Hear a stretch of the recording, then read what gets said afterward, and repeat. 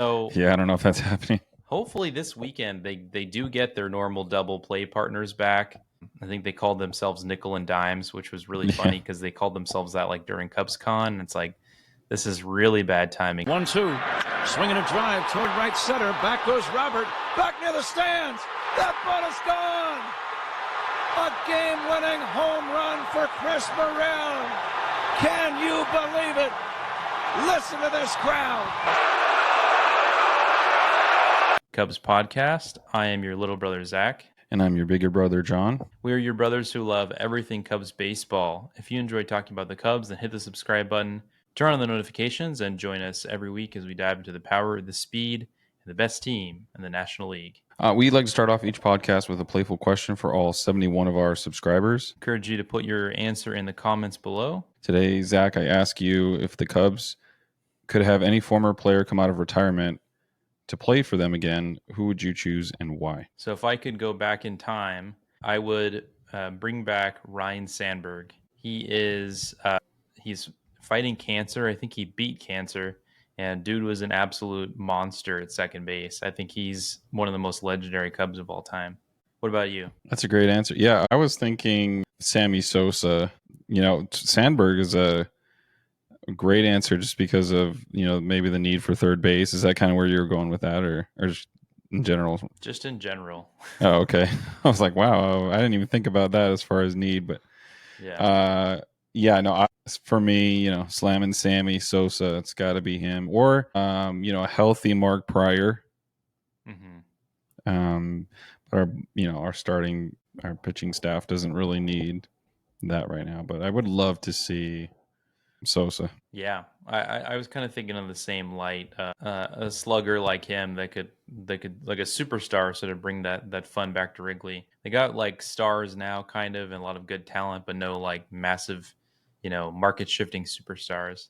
I guess I was thinking like in terms of slug, like we need more slug in our life, Right. Well, these are all hypotheticals. Ryne Sandberg is like 60 years old, so Sammy Sosa is now white instead of Dominican. So moving on, the Cubs, which is okay. That's okay. Well, what did he do to the skin? The Cubs are now 25-19. They're second in the Central behind the Brewers, and we are more than a quarter of the way into the season. So let's go, right? We're battling injuries, but we're still kicking. The Cubs not just recently, but a previous series ago, recapping the last week, they played at PNC Park in Pittsburgh against the Pirates. Some alliteration there for you. They won the series 2-1. One of the games that they lost, they walked 6 times with the bases loaded. That was Paul Skenes' debut. Obviously, he generated a ton of media hype, and the Cubs were leading, and Keegan Thompson gave up a 3-run homer to Yasmani Grandal. It was also the game in which I think Steele gave up 3 home runs, which is a career high in one game for him.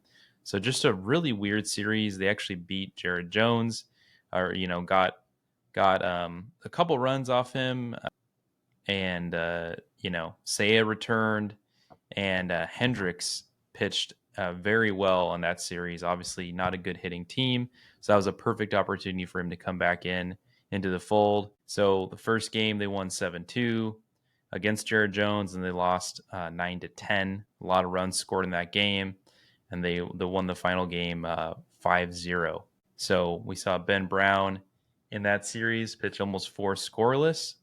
In that first game, the pitching still continues to look pretty good. Obviously, they actually scored some runs in that series, and against the Braves, they did not really score runs. Some pretty forgettable games 1 and 2, in which Steele had a good comeback outing against the Braves, throwing almost 5 scoreless innings, and we had to battle Reynaldo Lopez, who's now among the ERA leaders, but also Assad and Imanaga for the Cubs are in that. So just a really weird jumble of top pitchers right now in the ERA leaders. Some guys you wouldn't think of that are in that position. So Reynaldo Lopez shuts the Cubs down. Imanaga Wisniewski pitch in that first game. The second game, Chris Sale dominates. There's really nothing there other than Tyone pitched poorly, but Jose Cuas pitched 2 scoreless. And Tyson Miller, who we'll discuss later, had his Cubs re-debut, pitched 2 scoreless. In the most recent game against the Braves, in which the Cubs avoided the sweep, Assad pitched wonderfully. He had, right here I have an old note on here, but I know we had Ben Brown and Luke Little pitch in that game, in which the Cubs won 7-1. They had a Tauchman first pitch home run against Charlie Morton. Suzuki homered later in the game. They scratched some runs across. I saw PCA triple, and he had an RBI bunt, which is one of the furthest bunts I've ever seen. Any thoughts on the Braves series? I just was going to say that it went just about as I would expect it to go. I was hoping for maybe 2 wins. Definitely didn't expect a sweep. I was just glad to get out of there with 1 and avoid the sweep. I was just like, come on, guys. I didn't even see I forgot when the game even started, but I think it was just about over when I finally checked it when I got off of work, and it was like, I think top 9 or something like that, or bottom 9, and it was Luke Little, I think, right at the very end. Yeah. So that was I was glad to get that win, that third game. Getting shut out, I didn't expect that. That kind of sucked. Yeah, that's for but sure. It didn't really. It's going to happen. Getting shut out every now and then. We still have not been swept, I don't believe, right? Right. Yeah, so that's a really big, stat to kind of, hang on to. Our pitching staff, like you had mentioned, I was looking at the top 5 ERA leaders, features Imanaga, of course, at 1, less than a 1.0 ERA. I think it's like 0.98 or 0.96, something like that. Assad, of course, I think is number 5. So he's just absolutely cooking, shoving, as people keep saying. Yeah. So it's impressive. I kind of wonder, as you were talking about him, like, if he has to leave the rotation eventually, which I don't know how you do that with a top 5 ERA, leader, where does he go if he does get pushed out? Like, does he go? I was thinking like a closer. Like, how awesome would it be to have him as a closer? How little amount of runs that he's given up, and he could also go, I think, multiple days as a closer. I think he has that stamina now to possibly do that. Well, I think that's the trouble right now, is all these guys are used to having multiple days off, and you've seen a little bit with Wisniewski and Brown getting shifted into the bullpen. They haven't given them 1 inning outings pitching back-to-back days. They've given them 2-3 innings pitching and then 3 days off. So I do think it's something they need to consider, and especially we will talk about injuries in just a moment. We haven't heard any more updates about Julian Merriweather. So that's going to start to push the Cubs in the direction. If he should have been throwing by now, based on what was the previous timeline back in, I think, April. Yeah. So it is a 60-day injury list. He is projected to be out until then. Otherwise, it didn't make sense to put him on there. If he cannot come back until maybe late June, early July, then it's certainly a possibility, but they need to start getting these guys into the 1 inning appearances back to back. If they can do that with Assad, I don't know. Sorry, I didn't mean to interrupt you. I was just gonna say, I don't know, that's the best spot for him, but I know that he's one of the more reliable pitchers besides, Ben Brown, right. that are going to be pushed out of the rotation most likely. Those two, possibly Wisniewski. So, yeah. The challenge right now is you have maybe 2 more outings for Kyle Hendricks, roughly until Jordan Wicks gets really close to coming back, depending on how far they push his innings, how far they push his ramp up. He's going to pitch live BP tomorrow, and then he will go out on a rehab assignment, not this weekend, but starting probably early next week, I would think. Give him 3 or 4 days off, and then he'll push, full steam ahead, maybe throw 50, 60 pitches. So in that time, in the next 10 days, the question is, what data can you get out of Kyle Hendricks? Because if Hendricks reverts back, he's going to face the Pirates again. So it's almost like we're not getting the right data we want to see out of him. You want to see him against a better team, but some soft landings for him. If he looks like the Kyle Hendricks of 2024, which is bad, then I think they will transition Jordan Wicks back in and Assad stays the same. However, if Hendricks looks really good, like he just all of a sudden got his release point back and his mechanics back, then it's a difficult decision with Wicks and Assad. I think I thought about this problem a couple weeks ago when it really dawned on me, and I was like, well, what happens if Hendricks gets it back? And then you really start to wonder, well, I don't know. Does Jordan Wicks go into the bullpen? I thought of that this morning, and I'm like, is he a guy that would want to be in the bullpen? And is that Right. something that he would perform well in the bullpen?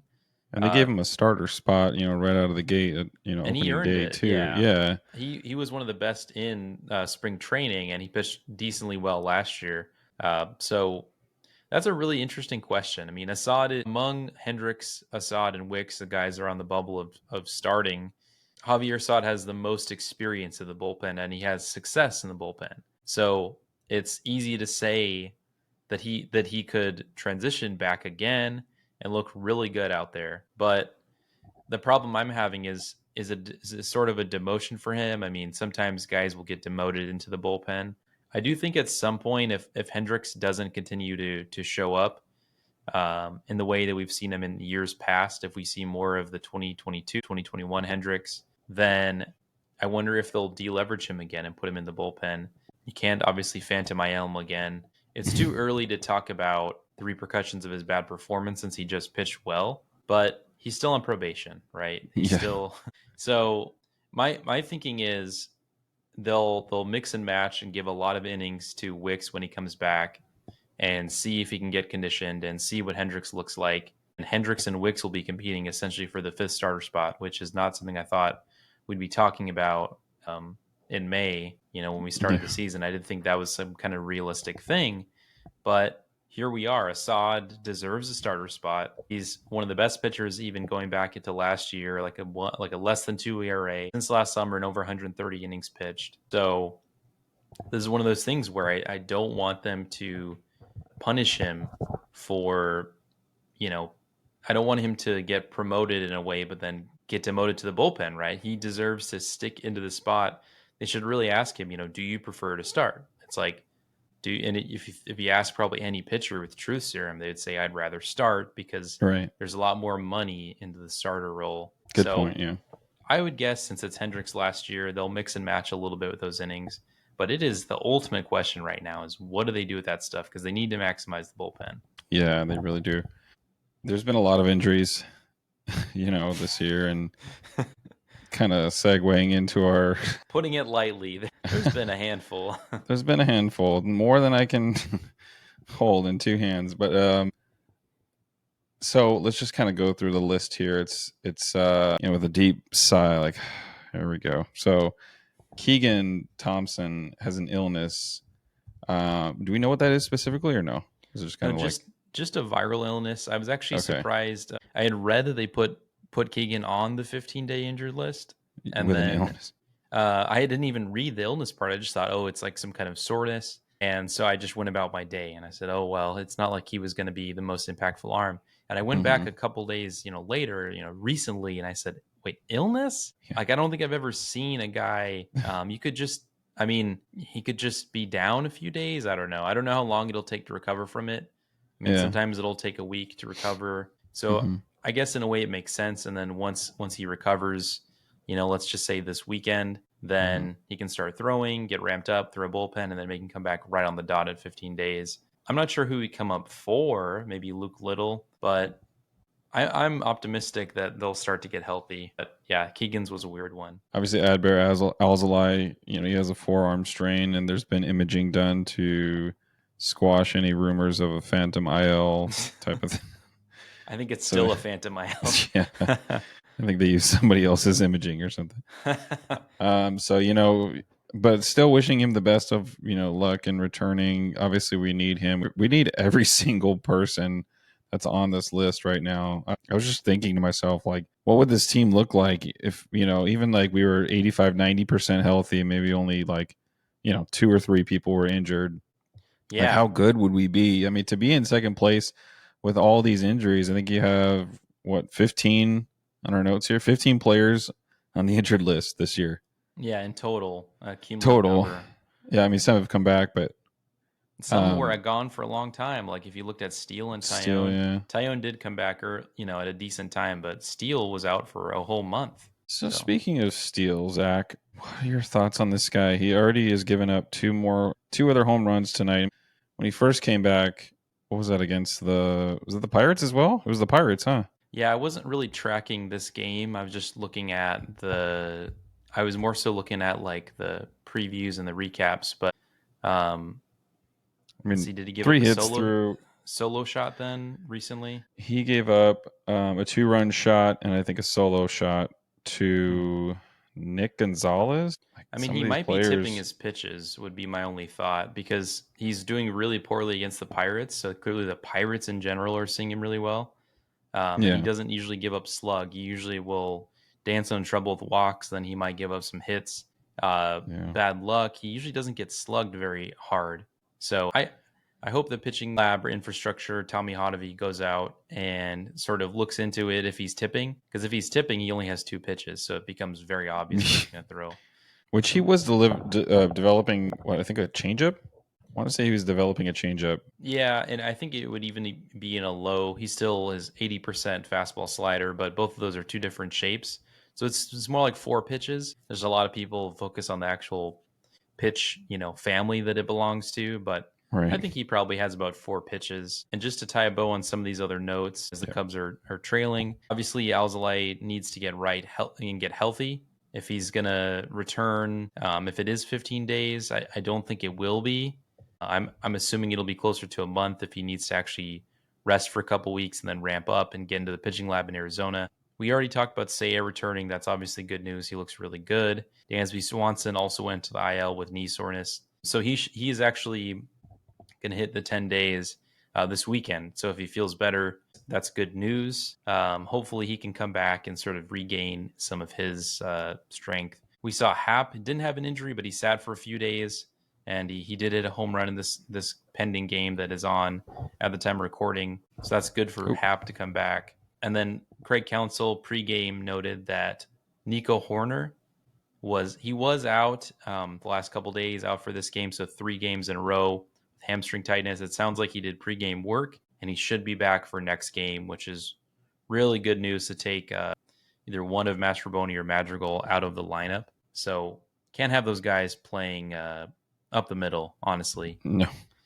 Well, speaking of Madrigal, I mean, he just singled, and so now it's 2-3. So to Madrigal's credit, he knocked in Bush. I don't trust him. I mean, I saw him make he didn't make a bad play, but he should have turned 2 at the end of the first inning. And so a ball was hit right to him, right on the screws, and he lobbed a throw over to Mastrobuoni. He caught it and didn't have enough time to get O'Neill Cruz out at first. And the next pitch was like a 2-run homer. So if you had Nico there, if you had Nico and Swanson up the middle, I think that's a double play. Yeah, of course. But I think Madrigal could at some point be a useful bench player. If anything, he's just increasing his trade value right now with all these. I hope so. I'd love a little to trade bit, him, but he's going to have over a 600 OPS. So yeah, I don't know if that's happening. Hopefully this weekend they do get their normal double play partners back. I think they called themselves Nickel and Dimes, which was really funny because they called themselves that like during Cubs Con. And it's like, this is really bad timing, guys, with PR. So we're not actually done with injuries. There's still 20, looks like 26 more players are on the injured list that we need to talk about. The Cubs traded for Tyson Miller, who was DFA'd from the Mariners. The Cubs gave up Jake Slaughter. Quite a trade in order to get someone on the DFA. Clearly was not pitching poorly. He had an ERA in the 3s. One of the weirder DFAs I've ever seen, that a guy was pitching well and got DFA'd. And the Cubs made a DFA of their own, moving Richard Lovelady to waivers. So did not really expect all that to kind of go down, but they needed to get healthy. Miller, like we talked about, he actually pitched a couple scoreless innings in one of the last series. So we're going to see him this weekend, obviously, quite a bit.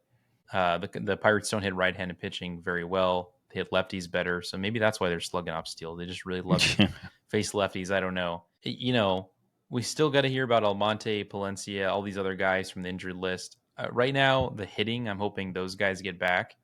And then at some point soon, maybe we get Smiley and Wicks back, and then that will sort of gradually get things back together, right? They're gonna need. I don't think they need Daniel Palencia, but they're gonna need Yency Almonte to be your leverage guy. Right. So I don't know if right now with this current roster, who would you sketch out to pitch the 7th, 8th, and 9th in a close game? I think it depends. I mean, obviously, right on matchups. If there's a bunch of lefties coming up, in the 7th inning, I mean, I would go to Leiter. I think Leiter's been pretty much lights out. Ben Brown, maybe Eighth Ben inning. Brown. Yeah. So he's more long relief, but I mean, it's like who's like even I'm like, God, I have to really think about it. Like who's healthy right I now? was just gonna say this is an I don't exercise even know. of intellect. This is like a very difficult question. It's one of those brain teasers. I'm trying to figure out. Well, Luke Little's in the bullpen because it's like they go down and they go up, and it's like Yeah, and if you need a refresher, Wisniewski, I guess. Okay, so you'd like to see Wisniewski in late inning. I would too. I would say, yeah, Wisniewski, Leiter, probably, and from top to bottom, like Leiter, Brown, and Wisniewski. I mean, yeah. So you'd have Wisniewski close the game. Yeah, I don't know. I don't know. Because then it's like, well, if there's lefties up, it's like he actually has pitched well against lefties this year. Yeah, he's throwing a different shape on the slider. It's not the same. For me, he's on probation still. Yeah, I mean, I want to see a long, a good sample size for Wisniewski. Right. Like a little bit more before I start trusting him for those late innings. But I mean, what about you? I don't know. It's hard to remember. I have to go through the list of who's healthy. Yeah. So who would I trust in the back of a game, basically 2-1, 3-1 game? I would probably actually move Neris up into the 7th inning. That way he can be cleaned up if he walks some guys with Ben Brown. And then I would have either probably Brown or Wisniewski in the 8th inning. I'd like to have Wisniewski if there's more righties. And then I'd like to have Brown if there's more lefties because he pitches well against either. And then from there, I would probably close with Leiter. I think that's actually, I know that Council likes to use him against lefties. I think they need an option against lefties. So if Luke Little, regains some of his what he had last year, I'd like him to face a pocket of lefties as Mark Leiter used to. And I like Mark Leiter to just close games because he has been one of the Cubs' best pitchers and the Cubs' best reliever this year. Now, if you had Yency Almonte back, I actually might even have him close at times. I wouldn't have Neris close. I'd have Neris in the 7th or 8th inning. I'd have Leiter close if the 9th inning was going to have all lefties. I'd have Almonte close if it was going to be mostly righties. So I would probably switch those two off depending on the matchup. But I would have Neris. I'd probably have Brown, Neris, Almonte, and Leiter if Almonte was back.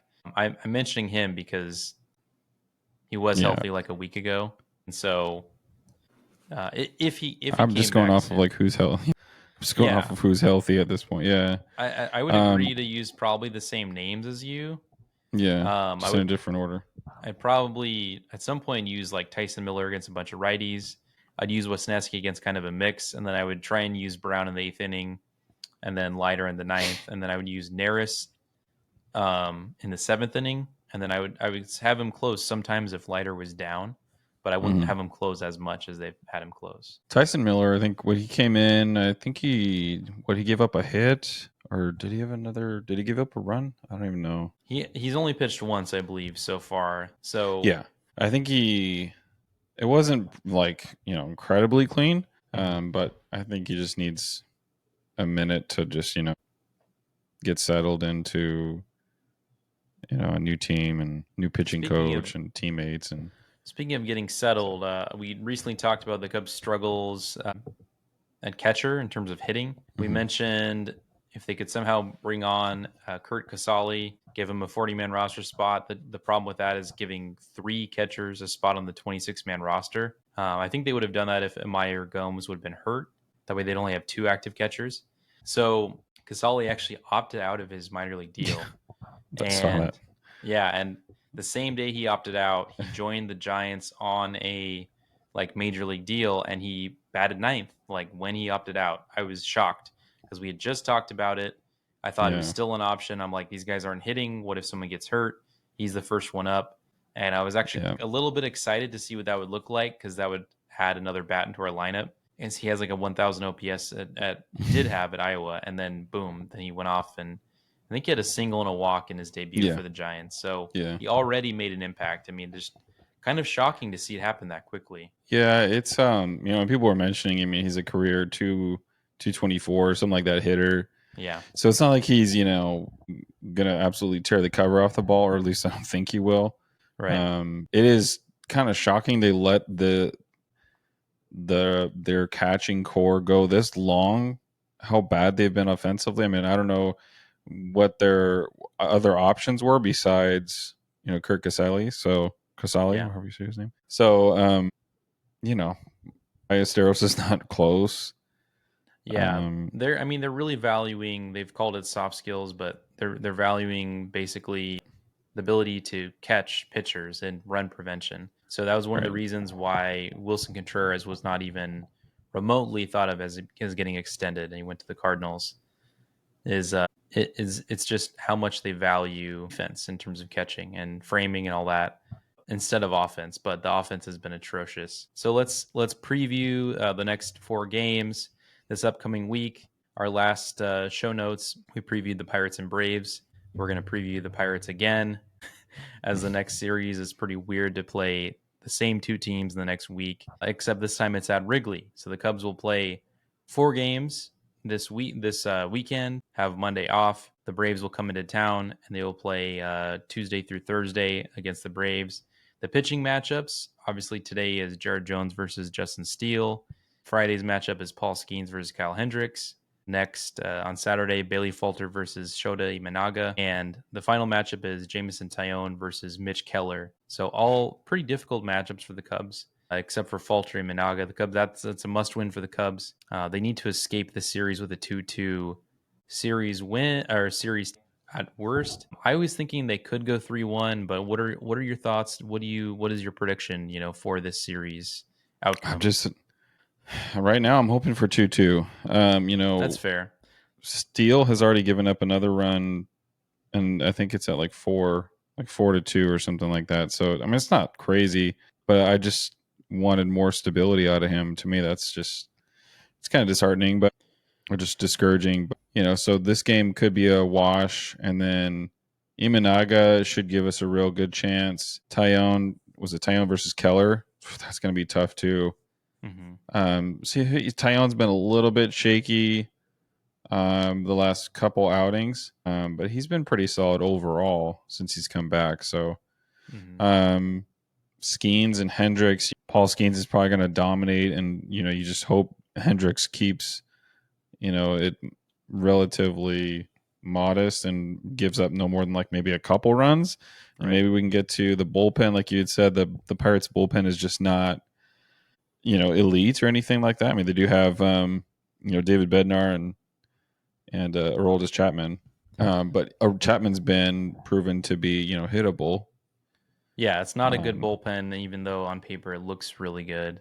The Cubs have actually scored off Bednar recently, and he has like a really terrible ERA, and he's blown a lot of saves. He's blown a few saves. So I mean, if we could even just take 2, right? Like take 2 out of the 4, and take a break from Pittsburgh for a while. That'd be great, because then we got the Braves next. So it's never fun playing the same team consecutive times, because know that they're going to wreck you in on things that they've seen recently. They're going to be remembering pitching that they've seen. So for me, it's not really fair when they set up the schedule like this. I don't know why they did it. It's kind of one of those more puzzling things, but it is what it is. Let's get through this stretch. We'll play the Braves. We'll get Hoerner and Swanson back. Hopefully he'll start to regain his flow. We'll get Smiley and Jordan Wicks. And then at some point in the near future, we need to get a couple bullpen arms up. Really, it's just staying in it right now until they get fully, mostly healthy. And then, from there, I think we can start to judge the team once the bullpen is fully healthy. What does Counsell do with them? Some of my, final sort of keys for the Cubs this series. Obviously, you got to get to the bullpen, but it's getting your double play partners back. We already have Hat back in this series, which is good. And I mentioned recovery outings for Steele and Taillon. Steele, okay, that didn't happen. So we'll need Taillon to step up against Keller. And then, in some of those other matchups, we just need to stay in the game. Keep it close, basically. Don't have an outing where you give up 5 or 6, 7 runs, and we should be okay. Any other closing thoughts before we end our pod? Just like you said, keep it close and keep it competitive. Hopefully, this game is not over today, so hopefully they kind of come back and make it a ball game and just try to get to that bullpen and just keep hanging tough with all these injuries. I think it's modest, or just or I guess you would say maybe admirable. This isn't really the word. Admirable to be where we are in second place and to not be that far behind the first place Brewers. I didn't think I would say that, given the fact that they've lost Counsell and they've Right. and Burns, and it's like they've had all this change, and yet they're still in first place, and so that's a little frustrating. But to be where we're at with all the injuries we've had it's pretty admirable. So. Well, that's all the time we have for today. Thanks for joining us here on the Brotherly Cubs podcast. Hit that subscribe button, turn on the notifications, or join the conversation with us on Twitter at Brotherly Cubs or Spotify and Apple Podcasts. I'm your bigger brother, John. And I'm your little brother, Zach. And we will see you next time as we recap the series with the Pirates and the Braves. Until next time, thanks for tuning in to the pod, and we will catch you later. Peace. Listen to this crowd.